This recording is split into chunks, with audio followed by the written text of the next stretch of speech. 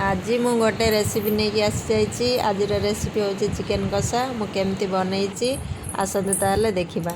ये मु चिकेन नहीं जाइए भल भाव धोईकी परिष्कार कर देइछि। एथिरे मु दउछि अदा रसुण कंचा लंकार पेस्ट गोटे चमच देइछि आउ काश्मीरी लंका गुंड टिके भल कलर आसिया पई सामान्य लूण हलदी गुंड एठी मु दउछि टिके गोलमरीच गुंड लेंबू टिके चिपुड़ी देइछि। लेंबू जगार आपण माने विनेगार दे परिबे। आ एठी मु 2 चम्मच दही दउछि। दही देकी तापरे सोरिष तेल दउछि।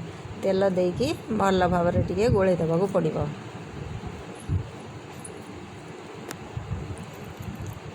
भल भाव रे गोळेकी मु आकू 30 रु 40 मिनिट भलिया रखी दउछि ढांकी। देखंतु गोलाटा हमर भल भाव रे हे गलानी। मु एथर ढांकी रखी दउछि। आ चिकेन कषा सहित टिके आलू भल लगे मते खास करके से मु टिके आलू भाजी की रखी। आलू रे भी चोपा छड़ेनी।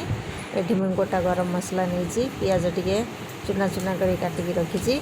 कड़ाई रे हमर तेल देइथिली। तेल गरम हो गलानी। एठी मु गोटे लंका देइछि जीरा टिके देइछि। तापर दउछि गोटा मसला टिके भल गंध आसला परे एठी मु काटिकी रखिथिबा पियाज दे दउछि। पियाजटा को भल भाव रे टिके भाजीबा पड़ियो। बेसी भाजी देले पिता लागिबो सेति मु बेसी भाजीबी ना।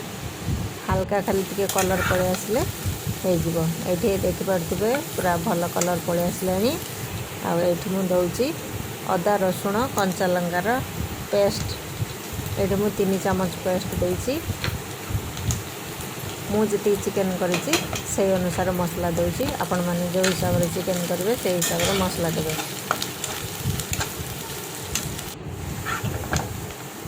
एटा टिके भल भाव रे अदा रसुण पेस्ट गंध पड़े जिबा परे तापरे मु एठी दउछि लंका गुंड हलदी गुंड धनिया गुंड आ दउछि जीरा गुंड देकी भल भाव रे टिके गोळेबा को पड़िबो। मसला रे टिके भल भाव रे कसी देबा को पड़िबो।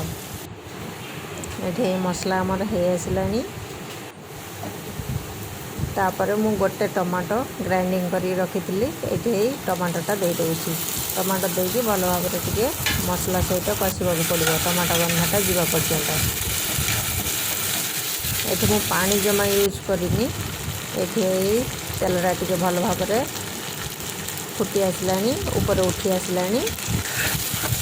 एठी मु दे दउछि लूण देकी भल भाव रे कसई दउछि। एठी कषाटा हमर रेडी हो गलानी। मो जो मांसटा गोले की रखिथिली केते सुंदर देखा जाउछि। एठी मसला हो गला परे मु टिके पानी देबी। एठी मु सामान्य पानी देइछि। एतिकी पानी ही मु यूज करिछि। आउ मांस कषारे आउ पानी मु यूज करबी ना। मसला टिके हे आसलानी। देखि पारथिबे मसला हमर हे गलानी। तेलटा टिके ऊपर को उठलानी। ता माने मसला रेडी हो गला। एथर मु जो चिकेनटा रखिथिली चिकेनटा को दे दउछि। देकी भल भाव रे गोळे देबी। चिकेनटा को मु ढांकी देबी टिके ढांकी के मु कसेबी। जेहेतु मु पानी रो यूज करूनी सेति पई कि एटा मु भल भाव रे गोळे देइछि। एथर मु ढांकुणी दे दउछि।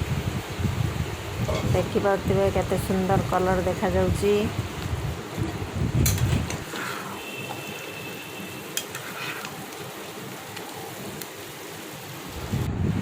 आ एठी मु आलूटा दे दउछि। आलू जो भाजी की रखिथिले आलूटा दे दउछि।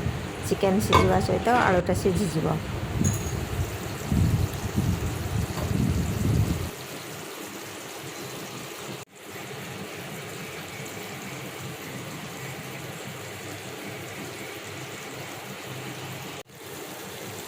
एठी हमर मोटामोटी हे आसलानी। मांस भी सिझी गलानी आलूटा भी सिझी गलानी। देखि पारथिबे केते सुंदर कलर देखा होछि। एठी हमर आलू मांस सब सिझी गलानी। चिकेन कषाटा हमर रेडी। एथर मु काटी की रखिबा धनिया पत्र दे दउछि। गरम मसला गुंड दे दउछि। गोळे गाळे देले रेडी हो गला हमर चिकेन कषा। आपण माने बनेइबे खाइबे केमति लागला मते कमेंट रे कहिबे। ଆଉ ଏଇ ଚିକେନ୍ କଷାଟା ରୁଟି, ଭାତ, ପରଠା ଆଉ ପୁରୀ ସହିତ ଖାଇବାକୁ ବହୁତ ଟେଷ୍ଟି ଲାଗିବ। ରହିଲି, ନମସ୍କାର, ଜୟ ଜଗନ୍ନାଥ।